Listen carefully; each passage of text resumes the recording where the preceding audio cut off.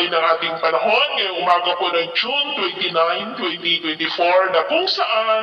sa ngayon ay patuloy pa rin na easterlies ang dominanteng hangin na umiihip sa malaking bahagi ng ating bansa, lalo na po sa silangang bahagi. Ang habagat ay dumadaloy po sa kanlurang baybayin po ng ating bansa habang patuloy pa rin na nag-i-extend ang intertropical convergence zone dyan po sa may Mindanao. At sa ating low range forecast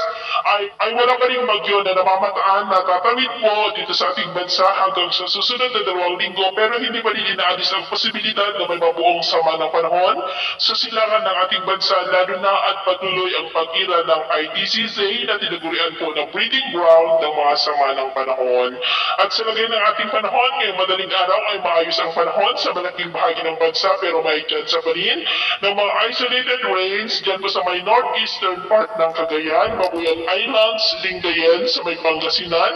Camarines Sur, Legazpi, Catanduanes, San Jose sa may Mindoro, Eastern Samar, Leyte, ilang bahagi ng Cebu, Caraga, Northern Mindanao, Zamboanga Peninsula, Davao Region at Sorsogon.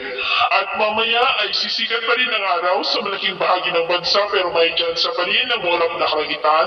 with isolated rain sa ilang bahagi ng Cagayan, Camarines Sur, Legazpi, Catanduanes, Sorsogon, Samar Provinces, Leyte, Bohol, Cebu, Bacolod, Capiz, Dinagat Island, Bislig, Davao Region,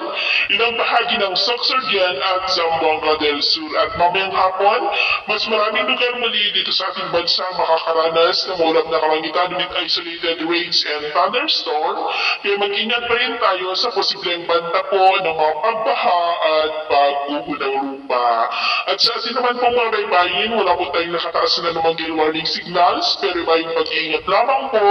kung papalaot tayo para mas makaiwas sa mga sakunang pangkaragatan.